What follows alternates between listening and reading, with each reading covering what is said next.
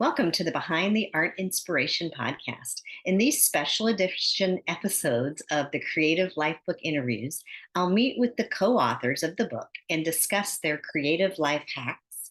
In this episode, I connect with performance artist Jenny Cohen, the author of chapter number 25 Rediscover Lost Identity and Heal with Dance.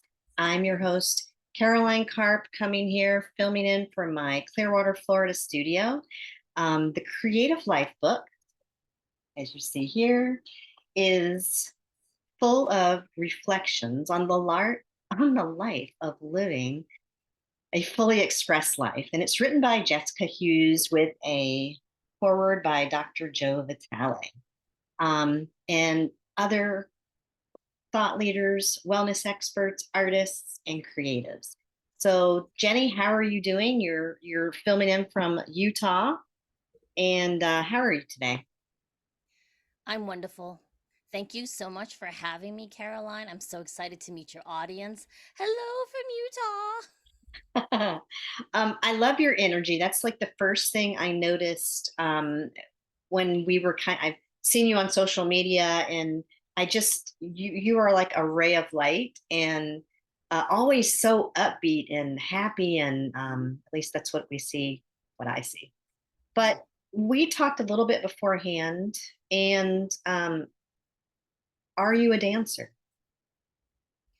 Yes, dancing has saved me on numerous occasions.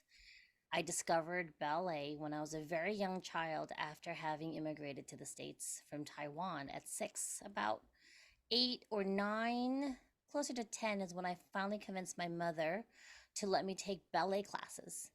And because my parents, even though they were highly educated in Taipei, the only real jobs open to them in mid 1970s was to open up their own business. So they were busy restaurant immigrant entrepreneurs. So they could Mm, not attend my hard-earned ballet lesson performance. And I think I was the only child there without parents. I mm. still loved it. I just felt really coupled with sadness that there wasn't my own family to witness me moving. And then my mother didn't want to pay for it anymore after that because she felt, well, what are we getting out of this? This is going to get you into college.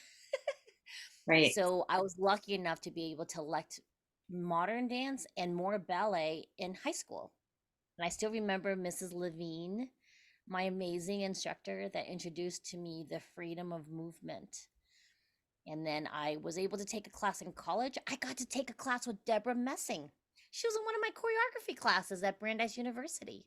Oh, wow. Um, I really loved it because I wasn't encouraged to pursue the arts Mhm. when I was looking for a career. I went into occupational therapy and pursued a degree. After my undergraduate, I pursued and received a Master's of Science degree for occupational therapy at Boston University Surgeon College. I still dance throughout all of that. It started to fade out as I worked professionally in New York City at Rusk Institute, Hospital for Special Surgery. Around that time, I got married, and then I found this amazing studio in New York City and started taking hip hop classes with youths from all over the world. It was their warm up class, and 90 minutes of amazing, brought me to life classes. Yet I was in my mid 20s and the oldest one, and I could barely keep up. And I loved it. I love going into a class that I love the movement and being the lowest level and knowing in my mind if I just stick with it, I can feel comfortable enough to at least be seen as a regular in that class. So I love that. I got to do one of my first auditions and I made it past the second cut, and I was like, not bad, Jenny, for being an oldie person in my mid 20s, y'all. Not bad, keeping up with the 18-year-olds. Then I got pregnant and had twins, and they became the center of my universe. Of When they were course. about 3, yeah, when they were about 3, I discovered belly dance. And it Ah, was the first time, oh yeah, 3, and they're almost 4. And I drove through a blizzard, like after a blizzard in upstate New York, to my very first belly dance class. And I still remember them telling me years later they didn't know what to make of me because I had been sequestered at home with twins. I came in with dirty hair, baggy pants, like a baseball cap on my head, like kind of hunched over because I've been chasing toddlers around for Yeah. 3 years. And then within a year, I was performing and gigging and teaching for the same teacher. I loved it so much. And so I might interrupt a minute. So did Mhm. your 3-year-olds learn belly dance with you? Because they seem like they could be naturals, right? Funny you should ask that. Yeah. Because my children, I have fraternal twins through in vitro, and when they were watching me learning to dance, about 4.5, 5 was their first debut with mama. And then they danced with fans. They want to dance with fans. And I have a funny story to relate about that. They, Yeah. if you'll indulge me, Caroline.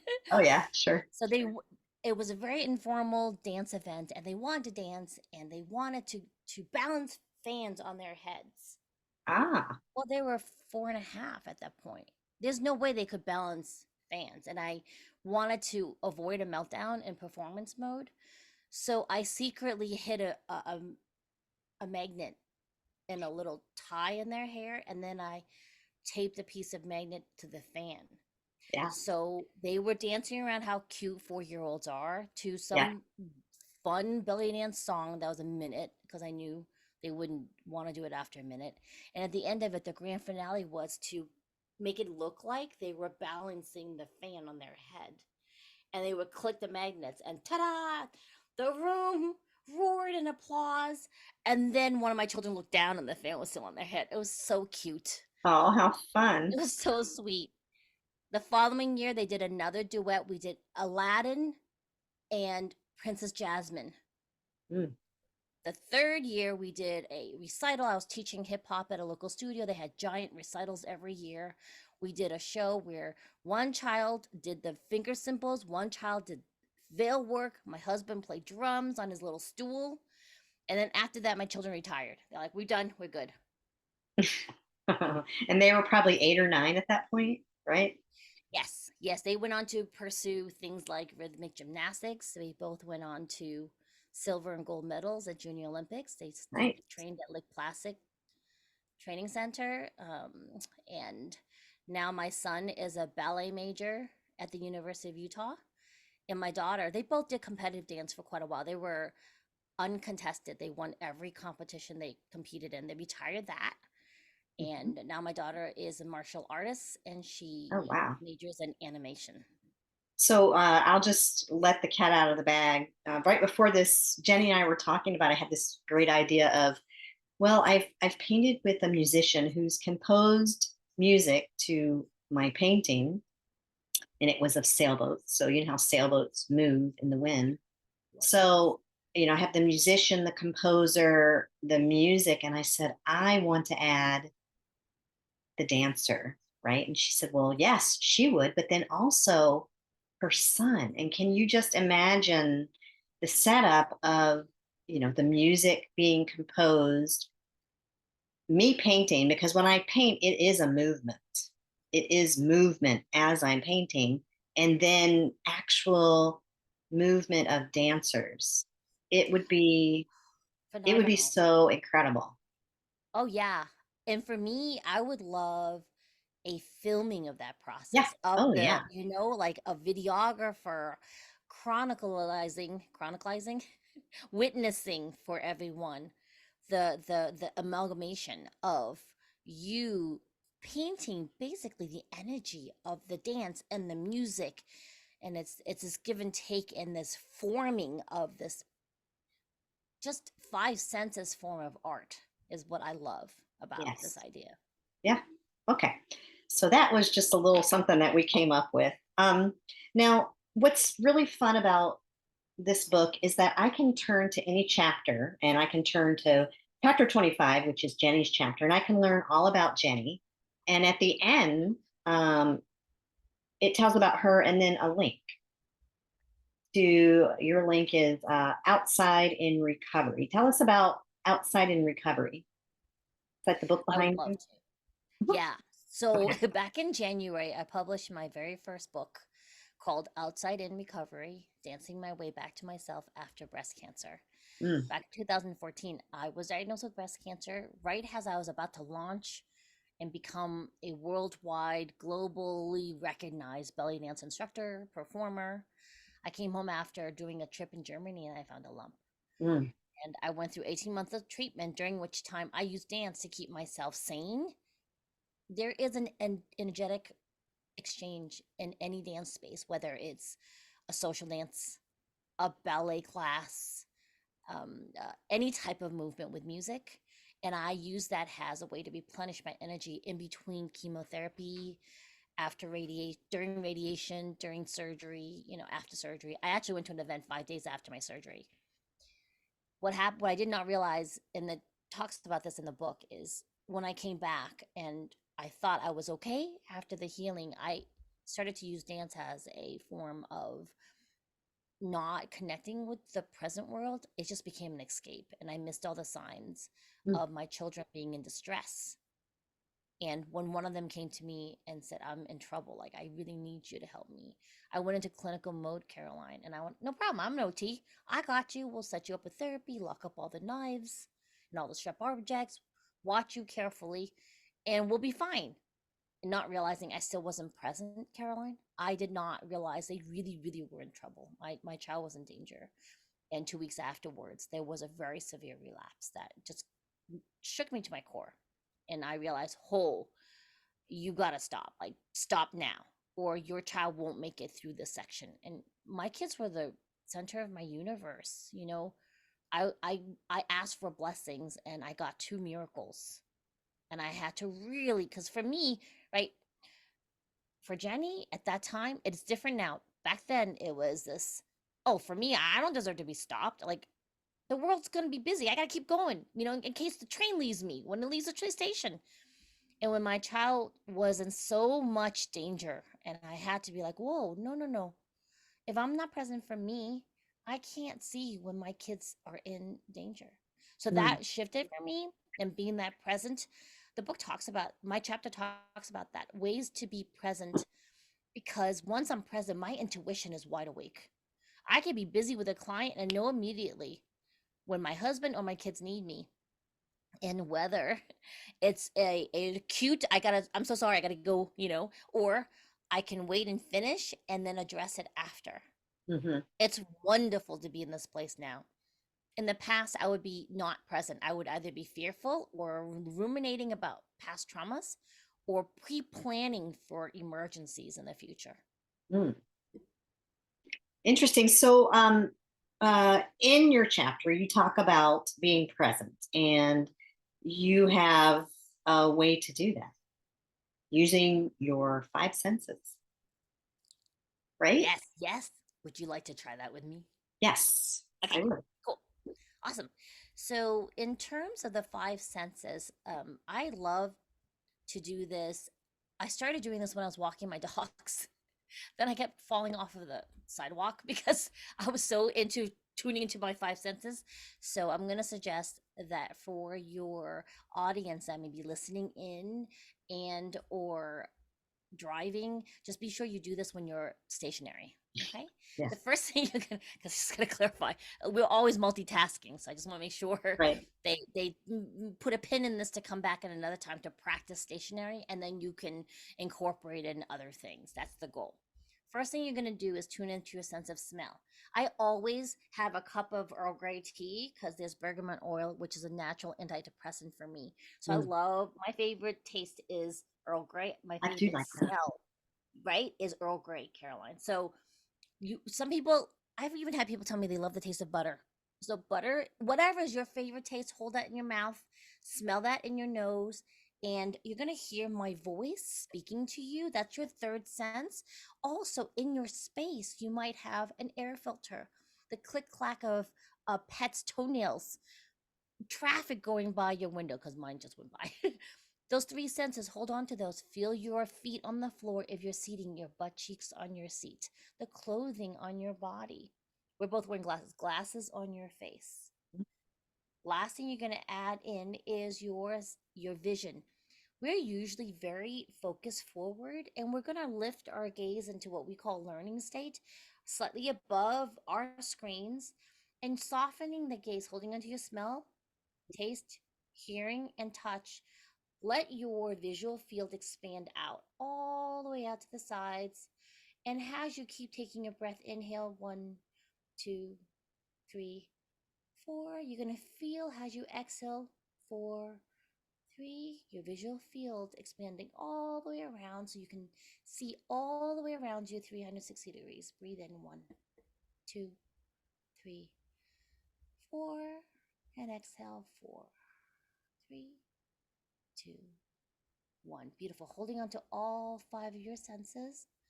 Drop your gaze lightly to me, and you're going to sway to your right and sway to your left.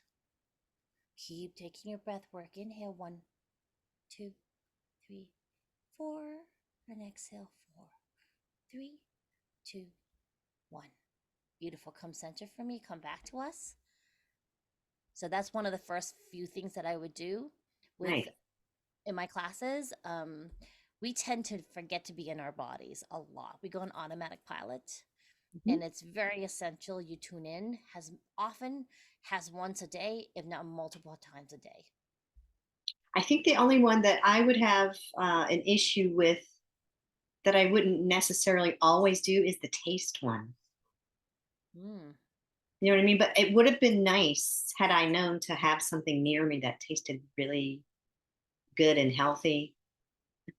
That would have I would have liked to have had that part of it also, and probably the smell. The smell would have gone with the taste.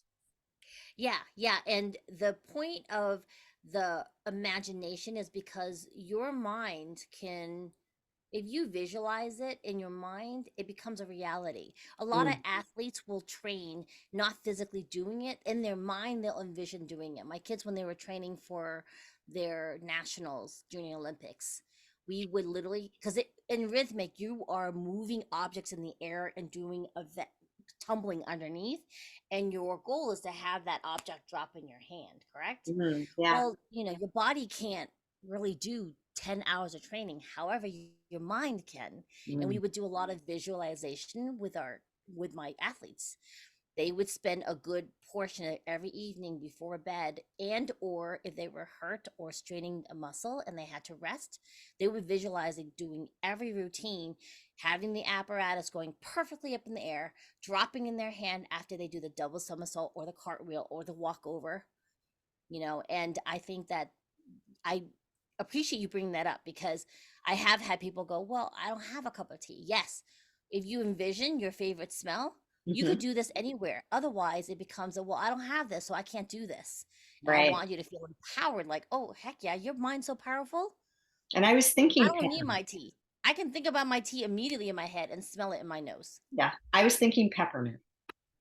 Ooh, yeah, I like peppermint. That's kind of invigorating and sweet at the same time as a little bit spicy, you know? Mm. Now, Jenny, where can people find out more about you and what you offer? Yes, Where can people I find would. you? For a limited time only, you can download the entire book, Outside in Recovery, at outsideinrecovery.com. Okay. And I would love it if you would also, if you feel like you want to explore more about what I'm speaking of, this is the initial work. We move you to get you out of any type of fight, flight, freeze, or fawn response. We are post the panini. So globally, the entire world is trying to reset ourselves.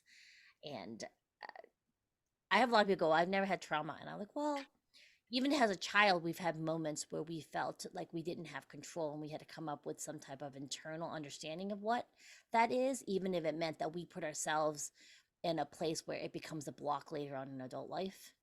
Mm. And I really, if you feel like you want to explore that, go to outsideinrecovery.com, book a call with me. You still get the free book, don't worry. Well, thank you so much for joining me and walking us through that. I guess I would call it a meditation. Yes, it is a moving meditation. Yeah. The tuning into the five senses plus the breath work plus movement. I prefer to move in meditation because for me, I come from in my healing, I realized I went through a lot of trauma, Caroline, and for me to force myself to sit still Yeah. actually increases my my trauma response. Yes. And if you think about it, painting is a moving meditation as well because it's Exactly. not static. Bingo, Yeah. girl, you got it. Yeah.